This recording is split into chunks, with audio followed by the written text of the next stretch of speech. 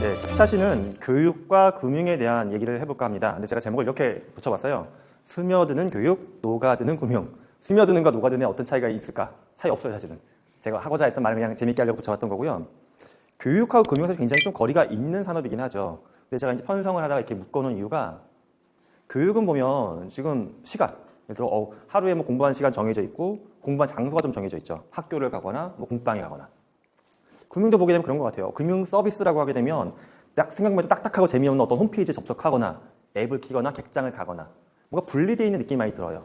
저는 교육도 그렇고 금융도 그렇고 이 두 가지 서비스에 뭐 겹치는 건 별로 없겠지만 앞으로의 공통점은 얘가 마치 무슨 연기처럼 일상이 쫙 스며드는 쪽으로 두 산업은 바뀌지 않을까 하는 생각을 합니다.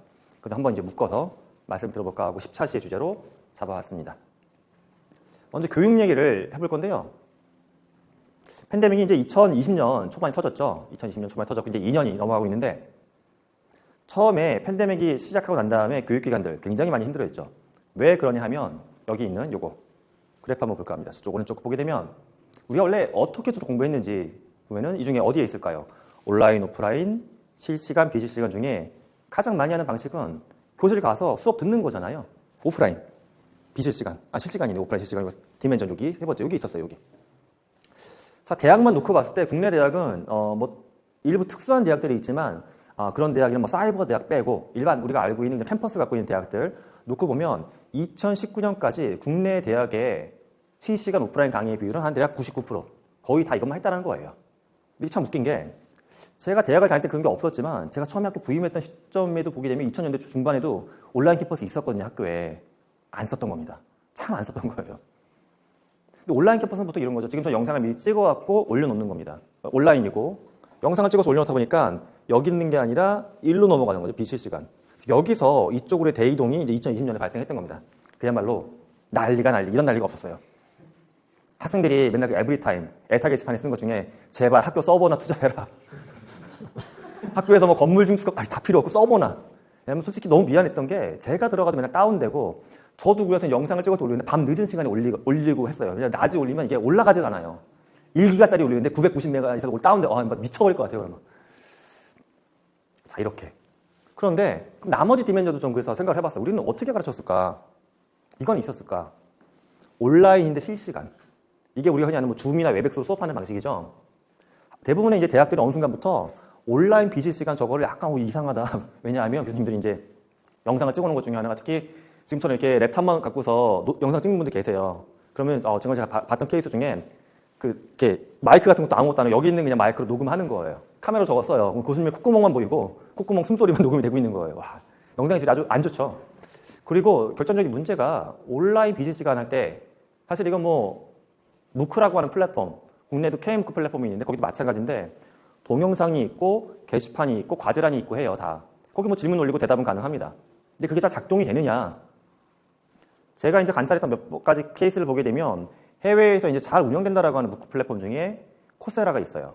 코세라에서 제가 실제 한 학기 동안 수강했던 강좌가 있는데 펜실베니아 대학 교수님이 강의하는 건데 굉장히 인기 강좌예요. 그분이 썼던 책도 엄청 많이 팔렸고 왜냐면 제가 연구하는 분야랑 겹칩니다. 그래서 강의를 들어봤어요.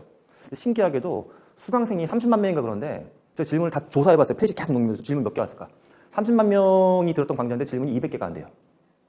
그럼 완벽한 강좌일까? 근데 질문도 없으면 또 완벽한 강좌일까? 여러 가지 생각이 드는 지점이죠. 질문하지 않는다는 거예요. 답변도 안 하고. 우리는 이제 오해하는 게 동양권 국가, 뭐 한국 학생들의 문제만 자꾸 얘기하는데 그렇지가 않고 그 플랫폼에 들어가면 똑같습니다. 예. 자, 그러다 보니까 이제 여기를 자꾸 바라보기 시작한 거죠. 여기.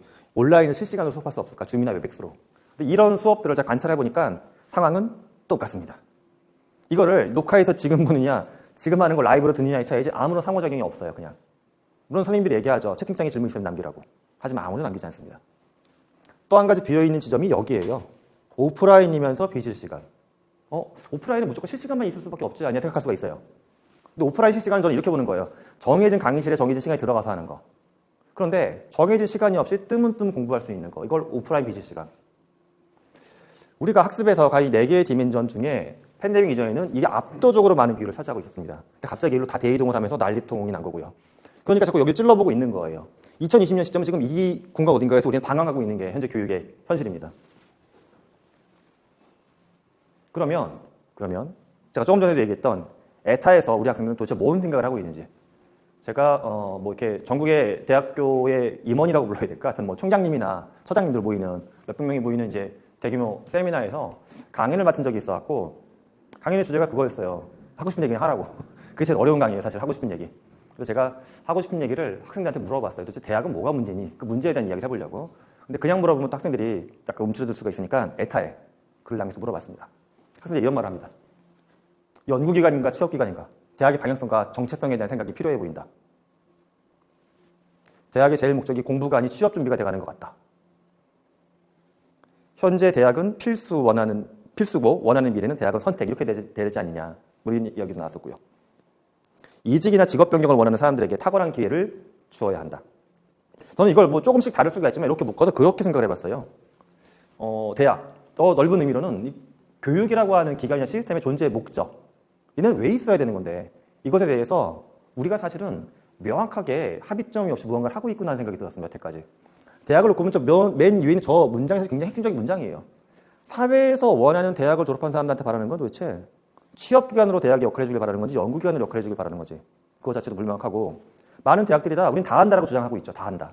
근데 과연 다 할 수 있느냐, 이런 의견도 있습니다. 대학의 미래라면 나중 되면 대학이 굳이 필요할까라고 하는 생각이 듭니다.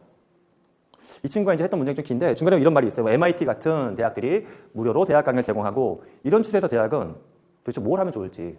그렇죠. 왜냐하면 아까 제가 이제 4개의 디멘전 보여드렸던 것 중에 지금 현재를 보게 되면 대부분의 교수님들이 녹화해서 영상 올려주고 있고, 팬데믹 이전에도 사실은 이 녹화 영상을 강의실에 가서 보는 것 뿐이었어요. 현장에서 그냥 떠들고 끝나기 5분 전 질문 있으면 하라고 그러고, 질문을 못하는 분위기에서 끝나니까. 그런데 실제 제가 만났던 우리 학생들도 보면 많은 뭐 이제 공대라고 하면 상공과 또는 경영대라고 하면 경제학과나 경영학과에서 가르치는 과목 중에 하나가 게임 이론이라는 게 있어요. 게임 티어리. 근데 게임 티어리가 조금 잘 가르치면 굉장히 재밌을 수 있고, 또 잘못 접근하면 이제 복잡한 수학만화 굉장히 난해한 과목인데, 제가 진짜 봤던 학생들 중에 이런 경우가 있어요. 게임 티어리가 이제 그것도 이제 미국 쪽에 중요한 학자들도 많이 계시고 책들이 많이 나오다 보니까 그거 번역소로 수업하는 클래스들이 국내에 좀 있거든요. 어떤 학생을 봤더니 실제 저 MIT 클래스가 무크에 올라와 있어요. 원 저자분이. 근데 꽤 편집이 잘 돼 있습니다. 조교도 붙어갖고 이런 거 저거 나오고 한글로 캡션도 붙어 있어요. 그걸 보고 공부하더라고요. 그러니까 A라는 교재의 번역서인 B를 갖고 수업을 들어요, 한국 대학에서. 근데 이 친구는 이 수업 시간에 딴 거랍니다. 그래서 집에 가서 이 무크를 보고 있는 거예요. 성적 잘 나오고 있어요. 그런 상황이 떠올랐었어요, 저는 이걸 보면서. 그 다음에 또 요거, 강의력이 좋은 교수에 대한 이야기. 실제 이 교수들, 저도 교수지만 문제는 저도 그래서 한 번도 교육학을 배워본 적이 없는 상태로 교단에 섰고, 강의평가를 받고서 뭐 채용이 되지만 교수 뽑을 때 강의평가 점은 사실 거의 반영도 안 됩니다, 솔직히 말씀드리면. 네. 대학에서 여전히 주입식으로 가르치고 있다, 이런 것들. 그러니까 수업에 부실을 한 현상에 대해서, 현황에 대해서 좀 고민하는 것들이 있었고요.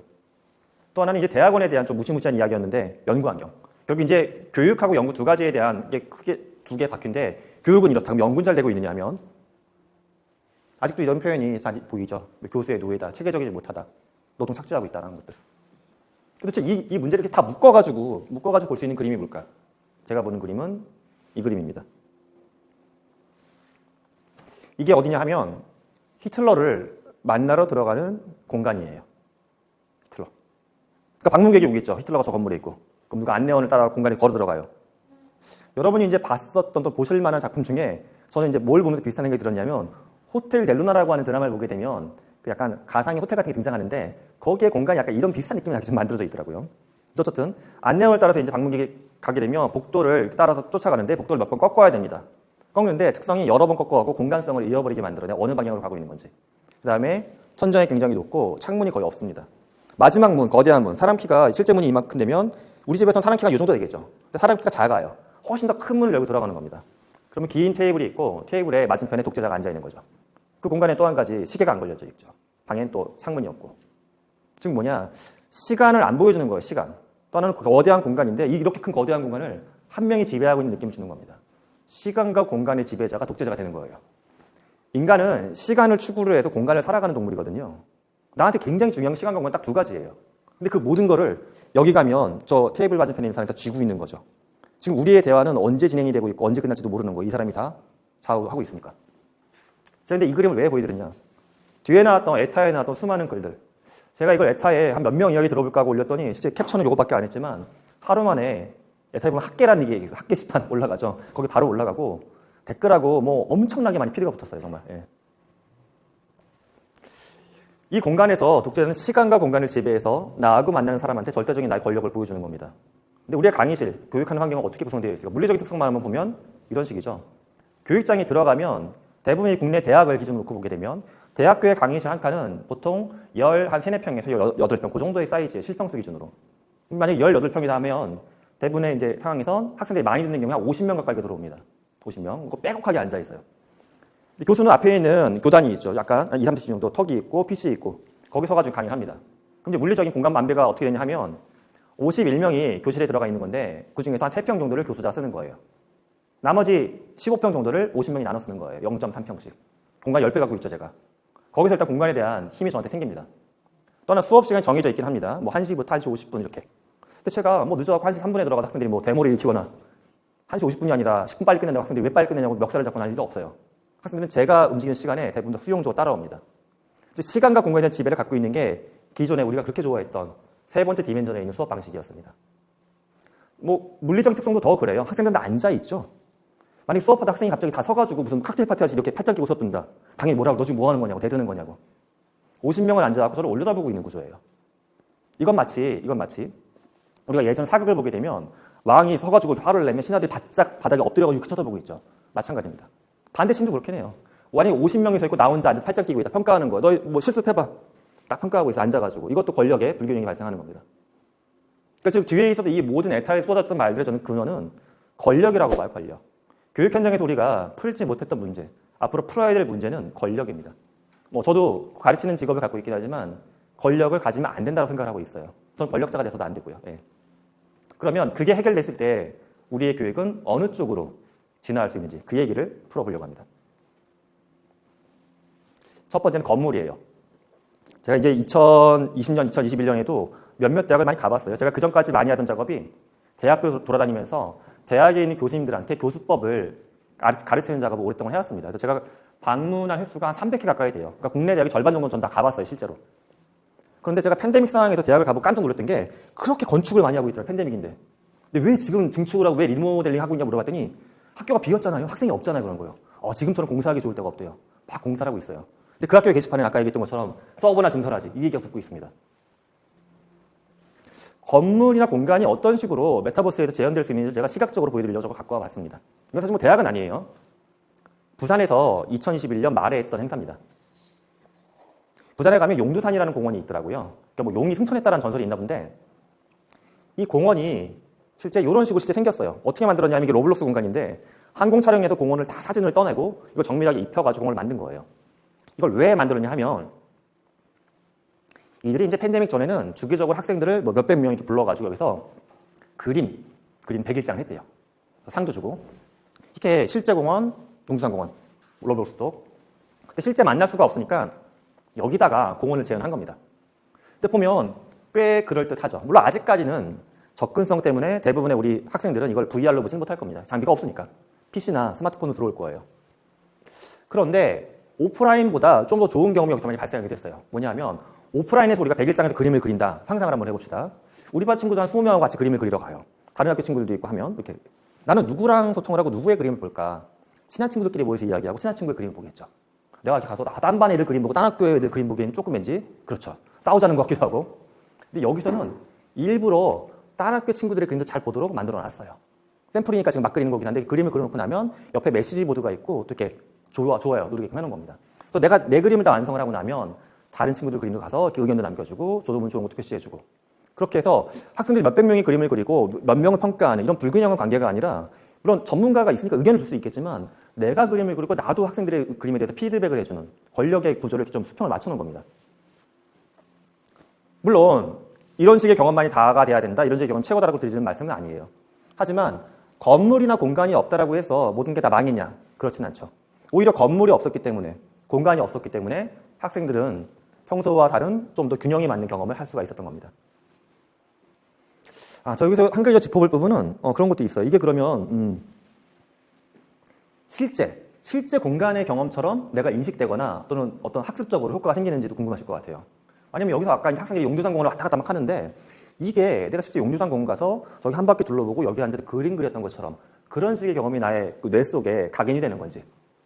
실제 뭐 관련된 실험을 보게 되면 길찾기 실험을 해봤던 적은 있어요. 길찾기 실험을 하게 되면 사람이 실제 공간을 찾을 때랑 이렇게 VR 장비 같은 걸 쓰고서 메타버스 속의 길을 찾을 때 인간의 뇌가 활성화되는 부분이 비슷한가? 근데 거의 비슷하게 나옵니다. 해마하고 이제 아나도피질이라고 하는 부분이 서로 연동이 되면서 그 부분이 각성이 돼서 올라가요.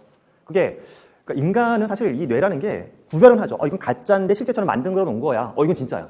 이건 구별하지만 두 가지를 구별한다라고 해서 그때는 뭐 뇌를 덜 쓰거나 다른 유형을 쓰거나 그렇지는 않다라는 겁니다. 앞에서 공간에 대한 이야기를 했으니까 또 한 가지 중요한 축인 시간에 대한 이야기를 해보려고 합니다. 시간. 시간에 사람을 맞추지 않는다. 참 이 공교육 환경이 가장 저는 안타까운 게 수업 시간이에요. 대학교 보면 이렇게 되어 있거든요. 한 과목이면 만약 3학점이다. 그럼 3시간 수업 들어야 되겠죠. 3시간도 보통 50분 수업 곱하기 3. 그래서 15주에서 16주 딱 이렇게 정해져 있어요. 근데 제가 현장에서 만나는 수많은 학생들을 보게 되면 어떤 친구들은 10주만 수업 들어도 거의 제가 목표했던 거에 다 도달한 친구들이 있어요. 이미 혼자. 또 어떤 친구는 15주가 아니라 한 5주는 더 들어야 될 것 같은 친구들도 있어요. 근데 모든 거는 가운데 맞춰 있다 보니까 무조건 45시간. 얘도 45시간, 얘도 45시간. 시간 딱 정해져 있죠. 무조건 1시부터 1시 50분. 이런 식으로. 물론 이게 어떤 관리의 편의성 때문에 만들어 놓긴 했습니다. 하지만 이것도 앞으로는 많이 바뀌지 않을까라는 건데, 예, 이 자리에 계신 또 분 중에 이거 관련된 일을 했던 분이 계시니까 제가 뭔가 질문을 해볼 수도 있을 것 같은데, 이 얘기를 잠깐 해보려고 합니다. 제가 굉장히 애착을 갖고 있는 제 프로젝트 중에 하나였어요. 2018년도, 19년도에 제가 개입이 돼서 만들었던 건데, 허가를 받고 보여드리는 겁니다. 삼성그룹이 쓰고 있는 학습 플랫폼의 모습 중에 일부예요. 좀 더 깊게 들어가면 두 가지 버전이 있는데, 내부에서 쓰시는 플랫폼이 있고, 이걸 다른 기업한테 이제 뭐 판매, 쓸 수 있도록 열어주는 방식, 그런 플랫폼이 있는데, 그 화면 중에 하나입니다. 화면 내용을 얼핏 딱 보면 그런 생각이 드실 거예요. 뭔가 약간 게임 같은 느낌이 살짝 날 거예요. 게임의 어떤 뷰. 왜냐하면 여기 봤더니 무슨 배지 같은 것도 이렇게 써져 있고, 무슨 포인트라고 써져 있기도 하고, 이렇게 프로그레스 바 같은 게 뜨기도 하고, 백을 향해서 달려가는. 뭔가 좀, 물론 게임처럼 아주 입체적이고 아주 예쁘장한 그림은 아니지만, 전반적인 구성이 약간 그런 느낌이 들죠. 자, 우리는 왜 시간에 자꾸 집착을 할까? 이유가 있긴 해요. 관리의 편의성도 있지만, 또 한 가지는 시간을 통해서 사람을 묶어놓으려고 하는 거죠. 묶어놓는다. 왜냐하면 공부라는 속으로 사람이 들어와야 되는데, 들어오기 위해서 이 묶어놓는 건 저거예요. 이 시간에 수업을 하면 너 학점을 받을 수 있어. 이 시간에 들어와서 연수를 받으면 당신은 뭐 고과에 필요한 점수를 얻을 수가 있어. 시간에 대해서 뭘 묶어놨어요. 근데 묶어놓는 수단이 의미죠. 의미. 점수를 받는다라는 거는 내가 취업에 도움이 되고, 점수를 받는다라는 게 고과에 도움이 되고, 내가 추구하는 의미에 이렇게 묶어놓은 겁니다. 근데 이 축은 약간 다른 접근을 한 거예요. 우리는 의미가 있을 때만 몰입을 하고 묶여지느냐. 게임 같은 화면이라고 말씀드렸잖아요. 게임의 특성은 재미죠. 뭐냐면 인간은 의미 있는 거에도 자기를 묶어놓지만 또 한 가지는 재미있는 거에도 사람 묶여집니다. 그래서 전통적으로 교육에서는 약간 멀다고 느꼈던 또는 약간 굉장히 좀 발로 차버리는 것 같은 경우도 있었어요. 재미? 야, 그 교육 얼마나 신성하고 진지한 건데 재미를 왜 해? 근데 얘는 반대로 재미를 좀 끌어안고자 노력을 많이 했던 케이스입니다. 저는 이 작업을 할 때 어떻게 해야지만 사람들이 좀 더 재미를 느낄까? 삼성 직원들의 설문조사도 해서 좀 저것도 봤었어요. 그래서 이렇게 삼성의 임직원들이 갖고 있는 평균적인 재미에 대한 어떤 취향, 그것도 분석을 해서 다 만족시킬 수는 없었겠지만 전반적으로 좀 많이 해보려고 했던 겁니다. 예를 여기 보면 이런 것들이 있어요. 뭐 C하고 L이 있어서 C는 뭐고 L은 뭐냐? 우리가 이제 공부를 한다라고 하게 되면 보통 사람들이 이렇게 접근해요. 나는 학생, 누군 선생. 선생님이 나한테 뭔가 가르쳐준다. 난 배운다라는 입장을 주로 갖고 있어요. 그런데 기업에 있는 임직원들인데 이런 거 저 같은 외부에 있는 사람을 초청해서 계속 배우는 게 과연 답일까? 그렇지 않은 거죠. 왜냐하면 옆에 자리에 있는 나의 동료나 우리 팀장님이나 또 신입사원들한테도 내가 배울 게 분명히 있거든요. 사내, 서로 동료 학습. 이런 걸 하기 위해서 포인트를 두 가지로 나눈 겁니다. 저기서 L은 학습자로서 내가 얼마나 잘하고 있는지, C는 크리에이터, 학습의 창조자로서 얼마나 잘하고 있는지, 다른 사람을 도와주는. 이게 어찌 보면 무서운 걸 수도 있어요. 이렇게 딱 두 가지 지표가 생기는 순간 사람들은 두 가지 지표에 집중하게 됩니다. 나는 L포인트뿐만 아니라 이제 C포인트도 올려야 되는구나. 그래야지 좋은 학습자구나. 목표가 되는 겁니다. 또 특정한 뭔가 이벤트 달성하게 되면 이렇게 배지를 받으면서 이 배지가 뭔가 교환해서 받아 먹을 수 있거나 집에 냉장고가 생기는 게 아니더라도 사람은 빈 부분이 있으면 채우고 싶거든요. 빈 부분을. 자꾸 채우게끔 이런 것들을 유도를 한 겁니다. 즉 시간이 갖고 있는 의미성에만 목표를 두지 말고 정해진 시간이 아니어도 회사가 시킨 시간이 아니더라도 내가 이게 재밌어 보이니까 더 들어가 볼 수 있는 그런 공간으로 교육 예정을 바꿔본 겁니다. 저는 이게 이런 게 달성되기 위해서 앞에 공간도 마찬가지지만 대부분의 교육과는 저런 게 있어요. 군인처럼 위수지역같이 얼마 이상 벗어나면 안 된다 이런 게 있어요. 만약에 국내 대학들도 기업들 대상으로 어떤 과정 같은 거 운영할 때 예를 들어서 뭐 50km 반경 안에 있는 기업에 대해서만 교육할 수 있어요. 왜 그러냐 하면 이제 대학 간에 약간 뭔가 갈등을 방지하기 위해서 한 건데 시간은 더 타이트하고요. 그런데 우리가 계속 이거를 관리의 편의성을 위해서 묶어오는 게 과연 학습에 좋으냐 좀 심각하게 짚어볼 부분이라고 봅니다. 또 하나는 중심에 대한 이야기를 잠깐 해보려고 합니다. 학습자가 중심에 선다. 심리학적인 작용 중에 프로테우스 효과라는 게 있어요. 프로테우스 효과. 이게 이제 어떤 거냐 하면 교육적인 장면은 아니지만 제가 해봤던 실험 중에 그런 게 있어요. 사람들 회의하게끔 만든 다음에 회의하면 늘상 생기는 장면이 이거죠. 회의 테이블에 있으면 가장 상석에 보통 팀장님이 앉죠. 그리고 이제 가장 말석에 문 쪽에 신입사원이 앉고 그렇게 앉아 회의를 하다 보면 신입사원은 거의 얘기를 못하고 받아쓰기만 하죠. 팀장님은 자유롭게 얘기하라고 하면서 본인 혼자서만 얘기하고 있고 네, 이런 거. 이걸 이제 방지하려고 하면 진짜 물리적으로 신입사원을 데려다가 상석에 앉히고 팀장님은 말석에 앉히고 이래도 효과가 있지만 이러면 이 팀장님이 삐지거든요. 어떤 거 가능하냐 하면 메타버스에서 그것도 가능해요. 아바타를 주는데 테이블을 둥그렇게 만들고 상석 말석 개념이 없는 그러니까 환타지 속의 공간처럼 근데 들어가 있는 건 말석이 없어요. 그리고 아바타를 우리가 지정해 줍니다. 팀장님이 고른 아바타인데도 등치가 작게끔 또는 신입사원이 고른 아바타는 일부 등치가 크게끔 바꿔줘요. 그러면 처음에 그 아바타가 마음에 안 들 수도 있어요. 너 이렇게 큰 아바타 좀 아닌데 취향이? 근데 그 아바타 갖고 내가 생활을 자꾸 하다 보면 이 아바타의 특성에서 내가 동질화가 발생을 합니다. 아바타처럼 행동을 해요. 강아지의 아바타를 부여받는 사람은 강아지처럼 자꾸 행동이 나와요. 왜냐? 상대방들이 얘를 강아지로 대하거든요. 난 강아지 역할을 해야 되는 거예요. 내가 거인의 아바타를 갖고 들어가면 모든 이들은 나를 시각적으로 이렇게 우러러보고 거인처럼 취급을 해줘요. 거인은 뭔가 리더하는 역할을 해야 될 것 같잖아요. 그렇게 이야기가 되는 겁니다. 자, 이제 프로테우스 효과를 언급할 때 이렇게 이야기를 드린 이유가 뭐 그렇게 우리의 수업이 진화하려고 하면 좀 더 시간이 필요하겠지만 지금도 전 충분히 가능하다고 봐요.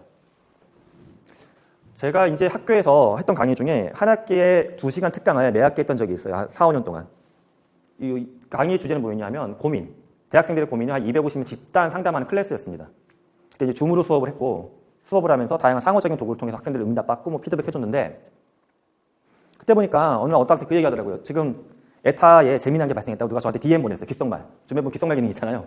그래서 뭔가 사고가 터졌나 불안한 거예요. 수업을 하면서. 또 쉬는 시간에 얼른 들어가 봤죠. 에타에서 이것들이 내용을 하고 있구나. 근데 글이 게시판이 열렸더라고요. 이렇게. 참 재밌는 게 학생들이 그 줌 수업을 통해서도 자기 DM을 보낼 수는 있지만 거기는 본인의 아바타가 아니라 실명으로 드러나야 되는 거잖아요. 여기는 자기네만의 문화가 있고 자기만의 캐릭터가 형성되어 있는 거예요. 그러니까 여기도 이렇게 글을 열었더니 엄청나게 많은 댓글이 붙은 거예요. 여기 보면 뭐 카페에서 얘기하는 것 같다는 느낌도 들고 제가 중간에 음악도 틀어주고 하거든요. 근데 뭐 2000년대 초반 그런 노래니까 얘네들은 몰라요. 자기가 그 유치원 때 나오던 노래니까 그 노래 뭐였냐. 뭐 그런 것도 서로 질문하기도 하고. 이게 재밌는 건 이게 수업을 방해하는 게 아니라 제가 봤을 때 수업은 줌을 통해서 돌아가고 있는데 이들은 옆에서 휴대폰을 켜가지고 이걸 보면서 같이 또 이걸 하고 있는 거예요. 그래서 저는 줌은 제가 아무리 잘 만들어줘도 학생들 입장에선 제가 중심에 서 있고 자기들은 약간 테두리에 앉아있는 것처럼 느꼈던 것 같아요. 근데 이들은 음악에 대해서 아는 친구 또 어떤 얘기하고 싶은 친구는 에타에게 글타래를 열어가지고 나는 음악과 관련된 글타래 무슨 글타래 계속 거기서 이야기를 하고 있는 거예요. 자기들만의 중심 세계를 열고 있다라고 저는 그렇게 느꼈습니다. 그러니까 조금 더 미래는 플랫폼이 어떻게 될지 저는 정확히 모르겠지만 만약에 우리가 뭐 VR이건 아바타건 간에 교육이 그런 공간성을 갖는 어떤 메타버스 플랫폼도 나올 수가 있겠죠. 거기서 더 많은 프로테우스 효과를 기대할 수 있고 더 편하고 멋있는 중심 잡기를 우리 학생들한테 제공해 줄 수도 있습니다. 하지만 저는 지금도 우리가 좀 더 마음의 문을 열면 이런 공간 통해서 해볼 수 있다는 거예요. 제가 에타 얘기를 몇 번 드린 이유가 제가 만났던 대부분의 교수님들은 이 공간을 굉장히 악의 축처럼 인식해서 악의 축. 여기가 맨날 교수 욕하고 학교 욕을 하는데 이거 뭐 하는데 저는 그렇지 않다. 그들이 중심을 잡고 서서 편하게 이야기하는 공간이다. 그렇게 생각을 합니다. 또 하나 얘기는 이제 이건데 그럼 도대체 누가 가르칠 것이냐. 시간과 공간을 초월하고 그들은 각자의 중심원을 그리고 싶어 해요. 이 공간에서 저는 결과적으로 원하는 게 이거예요. 모두로부터 배운다. 아니 제가 무슨 슈퍼 천재도 아니고 어떻게 모든 걸 다 가르칠 수 있겠습니까? 세상이면 얼마나 빠른데. 그러니까 때로는 제가 모르는 걸 그들이 알 수도 있고 또는 어떤 정보나 지식이 아니라 의견에 대해서 제 의견이 편향되어 있을 때 그들이 또 그 편향성을 바로잡아 줄 수 있기 때문에 저는 모두로부터 배워야 된다고 생각합니다. 실제 이런 실험들이 있어요.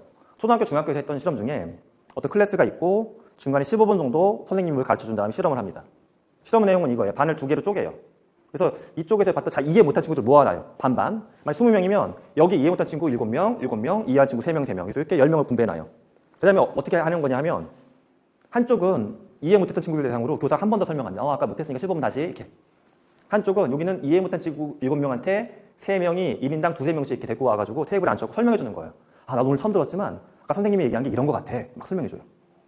그리고 나서 시험 풀어봅니다. 어느 쪽에 시험 성적이 높겠냐 하면 선생님이 2번 설명해 주면 될까요? 아니면 한 번 선생님하고 한 번 친구가 설명해 주면 될까요? 성적은 2번째가 더 높게 나옵니다. 왜 그러냐 하면 선생님은 한 번 설명인데 바로 설명하는 거잖아요. 5분 만에. 열불이 터지는 거죠. 선생님의 분노가 학생들 기죽게 만드는 거예요. 이제 아는 척 해야 되겠구나. 가만히 있어요. 근데 여기 있는 친구잖아요. 이 친구도 좀 어설프거든요. 야, 그거 맞아? 아닌 것 같은데 본인이 또 슬쩍 얘기하는 거예요. 그리고 얘는 지금 이해하지 못했다 지금 막 깨우친 거잖아요. 얘만큼 이해하지 못한 사람 답답한가 지식 수준 알고 있는 사람은 없어요. 세상에. 얘가 최고예요. 이 순간은. 그래서 일부 이걸 갖고 온 게 뭐 신입생 오리엔테이션 행사나 이런 거 할 때 대학에서 이거 진행을 하죠. 대학에서 자꾸 하는 게 연협. 1970년대부터 우리 학교는 어떻게 시작했는지. 이게 뭐가 중요해요. 우리 아빠도 안 태어났을 때 이때는 예를 들어 학생들 입장에선. 학생들한테 이거 하면 뭐 동아리나 밥 사 먹는 거나 편의점 문제나 시험지 복사하는 거, 족보 문제 이런 거 막 서로 오리엔테이션 해줍니다. 여기서 좋은 일이 발생하는 겁니다. 제가 요거 한번 해볼까 합니다. 이야기를 한 가지 읽어드릴게요. 제가 실제 모드로부터 배운다고 해서 학교에서 수업할 때 했던 게 있는데 오늘은 그걸 실험을 해보기가 좀 어려우니까 일부만 해보려고 합니다. 제가 이야기를 읽어드릴 거예요. 이야기를 적어왔는데 이 이야기의 이 소설인데 이 소설의 제목은 지수 이야기예요. 지수. 여기서 지수는 사람 이름입니다. 안녕하세요. 저는 김지수입니다. 고등학교 졸업 후 땡땡대학 산업공학과에 입학했습니다. 제가 지금 2학년이니 그게 벌써 1년 반은 지났습니다. 왜 산업공학과를 선택했냐고 물어보면 부끄럽지만 잘 모르겠습니다. 그저 성적에 맞춰서 선생님이 골라주는 목록 중에 하나 짚어서 왔습니다. 대략 공대의 마이스트로 여러 산업과 학문을 융합하는 학과라는 정도만 알고 들어왔습니다. 이렇게 짧은 지식으로 학과를 택한 게 부끄럽지만 사실 제 주변의 친구들도 저와 별반 다르지 않습니다. 그런데 이렇게 학과를 택했다 보니 요즘 들어 고민이 많습니다. 2학년이 되어서 전공 과목을 조금씩 듣고 있는데 생각보다 많이 어렵습니다. 특히 제가 별로 좋아하지 않던 수학, 그 중에서도 통계를 엄청 많이 다루는데 따라가기가 숨이 찹니다. 마이스트로 융합 이런 단어만 듣고 굉장히 새롭고 신기한 것만 많이 배운다라고 생각했는데 막상 해보니 적성과 안 맞는 것 같습니다. 그런데 얼마 전 컴퓨터공학과 친구를 우연히 만났는데 이 친구는 재미나고 신기한 걸 하고 있었습니다.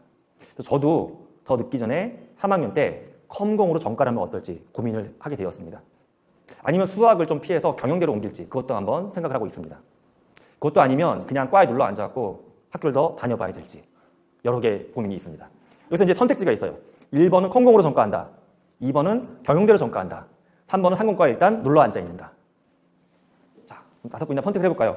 1번이 컴공, 2번이 경영 전과, 3번은 눌러 앉기. 어떤 거 해볼까요? 일단 1번인 것 같다. 1번 세 분. 나는 2번 경영이다.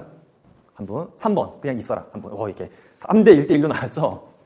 자, 제가 이제 실제 학교에서 수업을 할 때 이렇게 읽어줍니다. 읽어주면서 투표하는 도구를 써요. 온라인으로 투표할 때도 있고 강의실 할 때는 요즘에 나오는 도구 중에 이렇게 종이 카드에 종이를 들면 자동으로 그 인식을 해가지고 통계가 순간적으로 나오는 도구들도 있어요. 카메라로 딱 찍으면 사실 신기해요. 카드만 들었는데 집계가 바로 되거든요. 그런 걸 하게 되면 지금같이 이제 1번이니까 이 친구가 컴공으로 전과하는 거예요. 컴공으로 전과하면 그거에 따른 또 이야기를 제가 읽어줍니다. 이렇게 읽다 보면 학생들이 웅성웅성거려요. 뭐냐면 아니 나는 소수지만 왜 이걸 다섯 개를 하냐고 진로인데. 그럼 이제 그 순간 상공체류나 경영 전과를 이제 골랐던 친구들 의견을 물어봅니다. 그 친구들이 또 하고 싶은 이야기가 생겨요.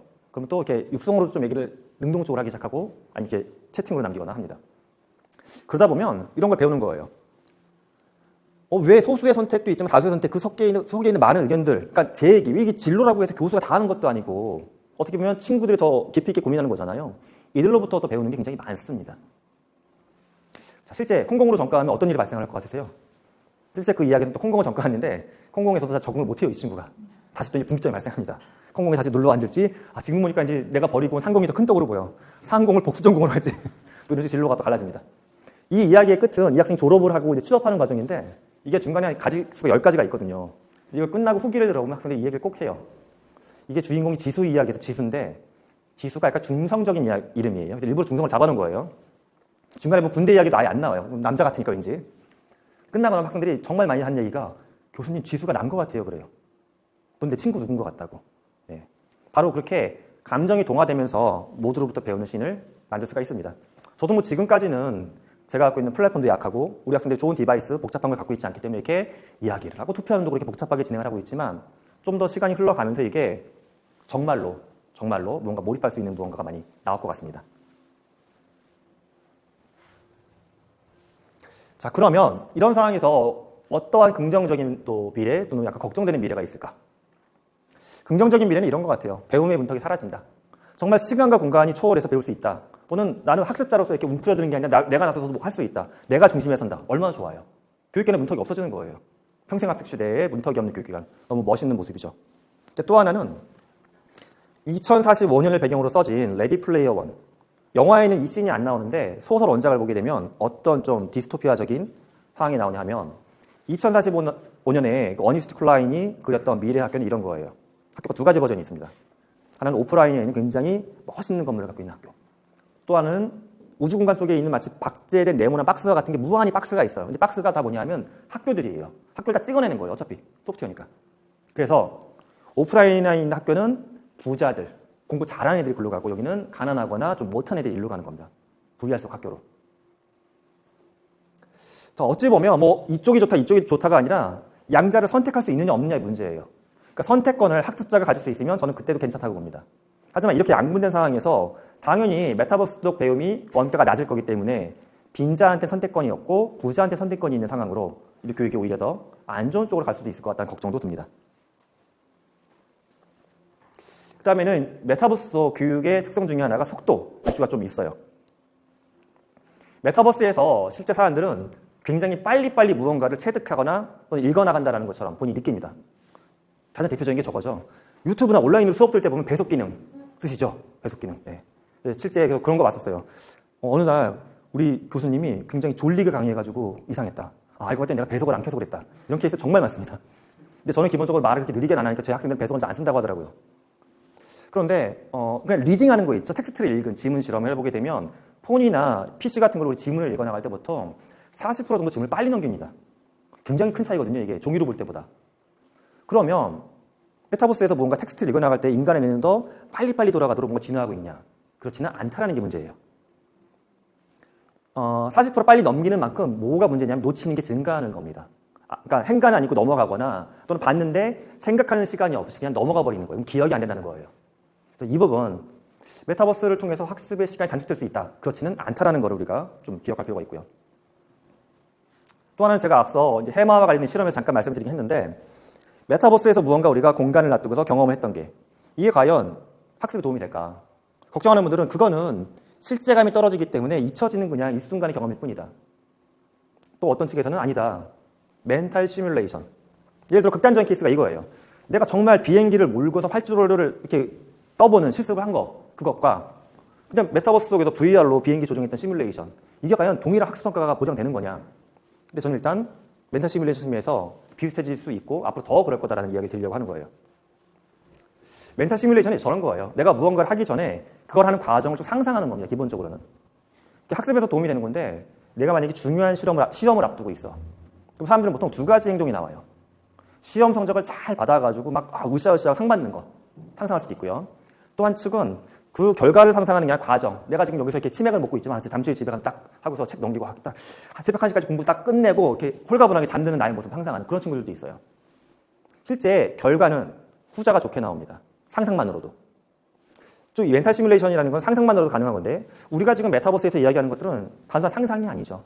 어느 정도 시각적인, 청각적인 경험을 통해서 실제감을 주는 겁니다. 그렇기 때문에 저는 가치가 있다라고 말씀드리고 있습니다. 그럼 이제 금융에 대한 이야기 잠깐 드려볼 텐데 공식. 제가 이 16차시 강좌를 통해서 공식 딱 하나만 띄워놨어요. 이거 수학 공식. 예. 근데 뭐 이렇게 교수가 공식 띄웠다고 해서 엄청 어려운 공식은 아닙니다. 여기서 이제 공식이 의미하는 말은 이거예요. 금융에 대한 얘기인데 금융은 기본적으로 가장 베이스 공식이 이거라고 봐요. 이 PV가 뭐냐면 프레젠트 밸류, 현재 가치. FV는 퓨처 밸류, 미래 가치입니다. 만약에 내가 돈을 은행에 넣었다. 100만 원을. 기대치는 이거죠. 1년 후에 100만 원이 110만 원 돼 있으면 행복하죠. 100만 원 넣었는데 90만 원 돼 있다. 짜증나지 않으세요? 그게 금융입니다. 100만 원을 넣었으면 나는 미래에 기대할 가치가 있겠죠. 100 얼마 추가. 추가하는 가치는 얘 때문에 나오는 거죠. 1 플러스 I, I가 이자. 이게 납입하고 있는 기간, N. 이 공식인데 갑자기 수학 얘기 왜 했냐면 금융의 본질은 여기에 들어가 있습니다. 가치. 시간에 따른 현재 가치와 미래 가치의 차이. 그 다음에 이 차이를 발생시키는 I라고 하는 이자의 개념. 사실 이자에는 더 중요한 건 위험이 들어가 있는 거예요. 위험. 왜 우리는 지금 시중에 예금금리가 2%밖에 안 되면서 투덜대면서도 예금을 하느냐. 내가 그걸 직접 주식 투자했다 말아먹었던 경험 때문에 그런 거죠. 2%는 안 될 것 같다는 거. 근데 금융기관 자신감이 있는 거예요. 내가 했던 경험을 봤더니 나는 최소한 3, 4% 나올 거야. 그럼 이 사람한테 2% 줘도 2% 먹는 거잖아요. 나 위험 관리할 수 있어. 그리고 또 하나가 N이라는 게 시간. 가치의 변화, 위험, 시간. 이게 기본적으로 금융의 틀입니다. 근데 금융의 이런 틀이 메타버스에서는 도대체 어떻게 변화를 가져오게 될까? 금융기관 전반적으로 많이 위축되고 있습니다. 사람의 일자리는. 2020년에 발표된 증권사와 관련된 자료를 보게 되면 과거 한 10년 동안 증권사의 객장이 800개 이상 없어졌습니다. 굉장히 빠른 속도로 소멸하고 있어요. 일자리를 잃은 분들만 8년 동안 4,500명이 증권업계에선 일자리를 잃었습니다. 그런데 이건 증권업뿐만 아니라 은행도 그렇고 마찬가지예요. 오프라인 객장은 전반적으로 줄이는 추세입니다. 이 오프라인 객장이 줄어들면서 사실 걱정되는 포인트도 있죠. 이게 어떤 디지털화, 메타버스가 되는 건데 그런 것들에 대한 접근성이 낮으신 세대, 집단은 굉장히 불편함이 커지는 겁니다. 하지만 이제 돈을 관리하고 효율성을 따지다 보니까는 원가 측면에선 이런 고객을 일터에 우리는 이게 더 효율적이다라고 냉정하게 판단하고 있는 거예요. 다시 한번 말씀드리지만 저는 이 방식이 좋다라고 말씀드리는 게 아니라 그들이 갖고 있는 경제 효율성 측면에서 이 방식의 속도는 붙을 수밖에 없다는 겁니다. 여기서 그럼 한 가지 음점은 이걸 볼 수가 있어요. 아니 이렇게 돈이라는 게 얼마나 민감하고 중요한 건데 객장도 안 가고 내가 여기서 만약에 뭐 앱으로 한다라든가 카메라로 얼굴 보면서 하는 게 도대체 실제감이 느껴지고 신뢰감 이런 게 형성이 될 수 있느냐. 그러다 보니까 기술적으로 이걸 채워나가고 있는 거죠. 만약에 VR 장비를 쓰고서 금융객장 들어간다. 앞으로 나올 VR 장비 대부분에는 눈동자나 눈 주변의 근육 같은 걸 인식해서 지금 우리가 얼굴 인식하거나 지문 인식하는 것보다 훨씬 더 높은 정밀도로 개인을 인식할 수 있는 장비들이 쏟아져 나올 겁니다. 개인 신분은 확실하게 인식이 돼요. 또 하나 저런 건 있을 수가 있겠죠. 뭔가 내가 프라이빗 뱅커, 그들이 있는 룸에 들어가 좀 이렇게 금융기관의 신뢰성이 느껴지는 그런 포근한 뭔가 공간에서 상담하는 거. 그런 느낌은 집에서 하기 어렵지 않냐. 그래서 저런 시험들 존재해요. 상대방이 갖고 있는 공간을 서로 공유해 줄 수 있는 경험. 뭐냐 하면 내가 이렇게 VR이나 또는 AR 글래스 쓰고 들어가면 상대방이 주변 공간까지 나한테 투영해서 보여주는 거예요. 이제 그런 실험을 해보게 되면 지금 나와 있는 약간 덜 발전된 기술만 가지고서 또 사람들은 상대방의 공간이 약간 보여지게 되면 한 공간에 있다라고 하는 실제감이 훨씬 더 올라가고 있습니다. 그러니까 그런 것들이 앞으로는 좀 더 가속화될 것 같습니다. 또 하나는 이제 화폐의 다양성에 대한 금융기관의 대응이 점점 더 커질 것 같아요. 지금 혹시 지갑에 몇십만 원 갖고 계신 분 계실까요? 아마 제가 짐작컨대 지금 또 젊으신 분은 아마 한 푼도 안 갖고 계실 수도 있어요. 현찰을. 저 지갑에 딱 5만 원짜리 한 장만 넣고 다녀요. 5만 원. 5만 원을 왜 넣고 다니냐 하면 혹시라도 카드가 먹통일 때 집에 놔야 될 거 아니에요. 딱 그 수단이에요. 5만 원으로 밥을 먹겠다는 것도 아니고 물건도 안 사요. 얘는 카드가 먹통일 때 집에 갈 수 있는 최후의 보루로. 그런데 그런 게 종이돈도 지금 전자가 되고 있죠. 근데 여기 두 가지가 더 등장하고 있습니다. 이건 이제 블록체인 암호화폐. 근데 또 하나 얘가 얘랑 같은 거 아니야? 가상화폐는 약간 다른 개념이죠.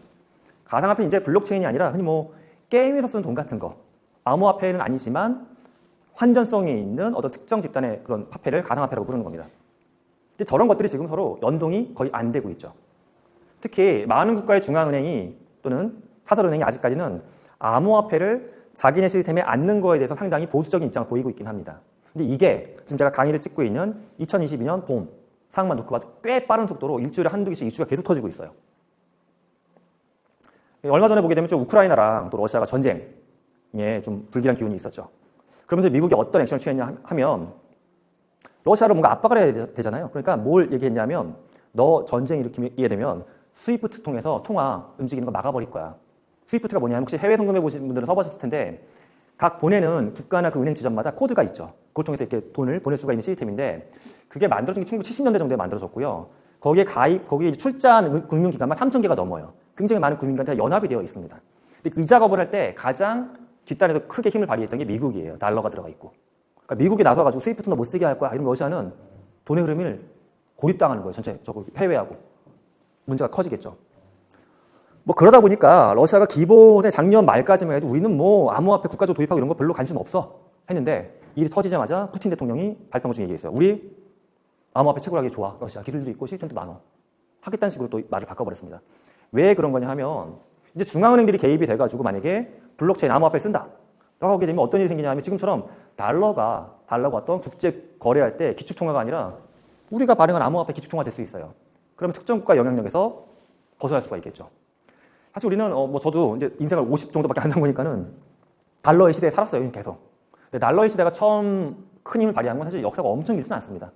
달러화가 이렇게 기축통화가 된 거는 1940년도에 세계대전이 끝나면서 전쟁을 통해서 미국이 엄청나게 많은 금과 은을 확보했거든요. 유럽에 있는 국가들한테 군수물자를 조달하면서. 그걸 바탕으로 기축통화가 된 거예요, 달러가. 그 전에는 사실 스페인이나 프랑스가 자국의 화폐를 기축통화처럼 글로벌하게 썼습니다. 기축통화의 역할이 역사를 보게 되면 한 나라에 갖고 있는 화폐가 기축통화로 통용된 역사가 실제 100년을 넘는 경우가 거의 없었어요. 그러니까 지금 달러가도 사실은 40년대에 들어온 거니까 한 80년 정도 지난 거죠. 그러니까 이미 역사적으로 보게 되면 넥스트 무언가가 나올 시점은 충분히 된 겁니다. 그 중에 하나가 뭐 거대한 국가의 다른 돈일 수도 있지만 존재하지 않았던 국가의 돈이라고 할 수 있는 암호화폐가 엄청나게 구상이 된 거예요. 자, 이런 시점에서 그럼 우리는 언제까지 지갑 속에는 저처럼 5만 원짜리 하나랑 뭐 전자적으로 쓸 수 있는 은행 앱 이런 것만 갖고 할 건지, 은행도 결국 이 두 가지 화폐를 않는 쪽으로 진화를 할 겁니다. 또 하나는 이제 메타버스 세상에는 금융사업자가 들어갈 공간이 과연 없을까? 이 부분도 살펴봐야 합니다. 자, 실제 메타버스 공간을 보게 되면 앞서 봤던 차시에서도 나왔던 것처럼 뭐 공연을 하기도 하고 사람들이 학교를 다니기도 하고 다양한 역할들을 하고 있잖아요. 그러면 우리가 일상을 살아가는 공간 곳곳에는 금융 서비스가 묘하게 깔려 있거든요. 물건을 살 때는 결제하는 기능이 들어가 있고, 뭔가 위험이 발생할 때는 보험이 들어가 있고, 예를 들어서 미술품 투자할 때 보게 되면 미술품도 어떤 손실이나 위작 같은 문제에 대비하기 위해서 보험 서비스가 있거든요. 그러면 지금은 그런 게 거의 언급이 안 되고 있지만 NFT 아트 시장에도 보험 서비스가 들어올 여지 충분히 존재할 수 있고요. 그럼 지금은 만약에 제페토에서 통용되는 화폐, 로블록스에 통용되는 화폐가 실제 고객들이 쓰지 않고 지갑에 넣어놓은 화폐를 다 그냥 그 서버에만 있어요. 근데 거기 금융계에 잘 들어간다고 하게 되면 로블록스에서 사람들이 환전해가지고 그냥 쟁여놓고 있는 로블록스의 금액이 몇천억 원 되거든요, 최소한. 이거 엄청난 투자 가치가 있는 예치금이 될 수 있는 거죠. 거기에 금융기관이 끼어 들어가서 예적금을 돌릴 수도 있다는 겁니다. 마이크로한 돈을 모으면 더 힘이 세져요. 로벅스가 예를 들어서 100유닛 단위로 환전이 되게 되면 10유닛, 20유닛 갖고 있는 유저들 거 싹 긁어 모아가지고 되면 그것도 엄청나게 큰 불릴 수 있는 무언가 눈덩이가 되는 거겠죠. 자, 이렇게 결국 일반 화폐와 가상화폐와 암호화폐가 개인이 갖고 있는 지갑 또 은행이 갖고 있는 시스템이 또 다 통합이 되기 시작하게 되면 기존에 우리가 오프라인 세상을 통해서 느꼈던 경험했던 많은 금융 서비스가 메타버스에서 다양하게 출현할 수 있다는 겁니다. 정말 엄청난 새로운 블루오션이 열리고 있는 겁니다. 마지막은 데이터의 가치도 점점 더 커질 거다라는 이야기인데, 그래서 제목을 금융기관은 거대한 데이터 사업자가 된다라고 달아봤습니다. 2020년 8월에 국내에서 데이터 3법이라는 게 실행이 됐고, 뭐 언론이나 또는 우리가 알고 있는 용어 중에는 마이 데이터라는 개념도 굉장히 중요하게 떠오르고 있죠. 마이 데이터는 뭐 저런 겁니다. 금융기관이 갖고 있는 나에 관련된 다양한 금융기록 정보들, 그리고 금융기관이 아니더라도 나와 관련된 뭐 의료 정보나 실제상에서 소비하는 정보, 이런 정보들이 막 분산되어 있는데, 때로는 이런 정보를 연동을 해서 무언가 이렇게 딱 서비스를 제공해주면 얼마나 나한테 생활이 편해질까 이거예요. 예를 들어 금융기관이 지금은 내가 뭐 상담하러 가게 되면 물어보거든요. 아, 내가 지금 1,000만 원 모았는데 투자하고 싶어요. 그럼 본인이 평가하게 돼 있죠. 나 위험 수용하는 수준 이렇게 하는 거. 그게 아니라 이거 살아왔던 데이터를 보는 거예요. 얘는 학생이고 지금 뭐 아파트를 하려고 뭐 준비하고 있고 뭐 모두 하고 있고, 그러면 당신한테는 이런 상품이 적절할 것 같아요. 추천해주면 훨씬 더 좋잖아요. 근데 그 사이엔 당연히 이제 마이 데이터에는 제가 동의했을 때, 보안에 문제가 없을 때 그런 식으로 쓰는 건데, 결국 금융이란 거는 돈의 흐름인데 이 돈의 흐름을 잘 파악하게 되면 욕망의 흐름이 보이는 거죠. 욕망의 흐름. 욕망에 따라서 세상은 바뀌어 나가는 거고, 지금은 금융기관이 여기 있고 이들이 알 수 있는 정보가 한정되어 있는데 이런 마이 데이터를 포함한 메타버스가 커지면서 돈의 흐름을 중심으로 인간이 살아가고 있는 게 금융기관은 다 볼 수 있는 환경으로 넘어갈 겁니다. 물론 프라이버시나 보안 문제는 해결을 해야 되지만 그게 해결이 되게 되면 금융기관이 정말 세상을 이렇게 딱 볼 수 있는 마치 빅브라더, 모든 세상을 들여다보는 거대한 눈을 갖게 되는 거죠. 그러니까 이들이 이제 이 데이터를 사업적으로 잘 가공해서 활용하거나 판매하는 이 비즈니스에 대해서도 엄청난 영향력을 부여할 겁니다. 즉 이들은 지금은 돈을 기준으로 시간과 위험을 놓고서 뭐 거래하면서 돈을 벌어들이고 있는데, 저는 그 부분보다 오히려 본인들이 파악한 세상의 욕망과 흐름에 대한 가치, 이게 더 비즈니스적으로 가치가 커지지 않을까 생각을 합니다.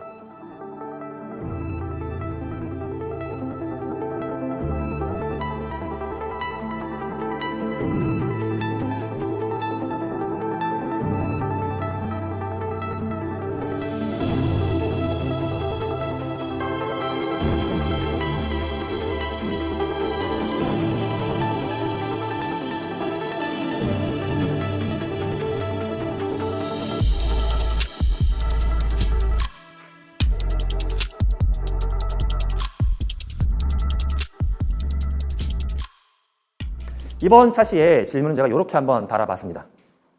메타버스 시대, 대학이 사라진다면 세상은 어떻게 될까요? 라고 다뤄봤는데 이건 앞서 이제 제가 삼성그룹 플랫폼 보여드렸었는데 그 플랫폼을 어떻게 보면 저보다 더 오래 애착과 여러 가지 감정을 가지고서 경험해 보셨을 우리 노 선생님한테 한번 질문을 드려보고 싶습니다. 이거에 대한 거. 네. 사실 그 플랫폼은 애착과 애증이 같이 섞여 있는 플랫폼이었는데 사실 그 대학들의 어떤 고민이나 기업의 어떤 교육부서나 연수원의 고민이 굉장히 일맥상통합니다. 그 대학 같은 경우도 일단은 뭔가 자금이 생기면 시설을 사고 건물을 짓지 않습니까? 기업체도 뭔가 이제 회장님께서 큰 뜻을 이루신 다음에는 반드시 연수원을 지으시면서 강의실을 굉장히 많이 넓히거든요. 근데 그 양쪽이 다 최근에 2, 3년간은 그 강의장을 다 치우고 스튜디오 쪽으로 활용을 하고 계세요. 사실은 이제 그럴 거면 왜 거기다가 그렇게 지었을까? 라는 이제 그런 생각이 많이 들었었고, 사실 저는 향후에 이제 이 대학과 함께 기업체 연수원도 함께 사라질 거라고 생각을 하는 측면에 속하고요. 그러한 부분들을 대체하기 위한 정말 전초적인 단계가 이제 그 보셨던 플랫폼이기도 하지만 메타버스가 진정으로 이제 그런 부분들을 앞당겨줄 수 있다라고 생각이 되고, 사실 대학으로 이제 이 빅퀘스천에 포커스를 맞춰서 보게 되면 아마도 이제 그 대학에 대한 학위나 어떤 그 입시에 대한 그런 것들이 굉장히 많이 이제 좀 사라지게 될 거라고 생각하고요.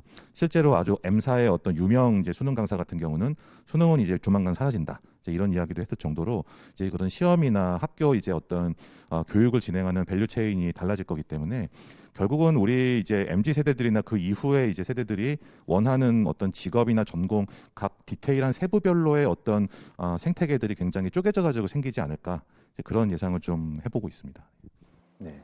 어떻게 보면 저도 대학에 있기 때문에 좀 무겁고 어두운 얘기긴 한데 대학이 사라질 수 있다. 이 질문 자체가 퀘스천이 아니라 이게 가능성이 있고 그렇게 됐을 때 오히려 MZ세대 중심으로 갖고 있는 학습에 대한 수요나 이런 것들이 다양한 분화되는 것들을 만족할 수 있는 새로운 대안의 교육 수단들이 등장하지 않을까라고 말씀하셨습니다. 저도 사실 뭐 대학에 있지만 거의 99% 공감이 되고 있고 제가 대학에 있기 때문에 대학을 존재해야 된다. 대학에 꼭 있어야 된다라고 생각이 요즘 좀 잘 안 들기도 합니다.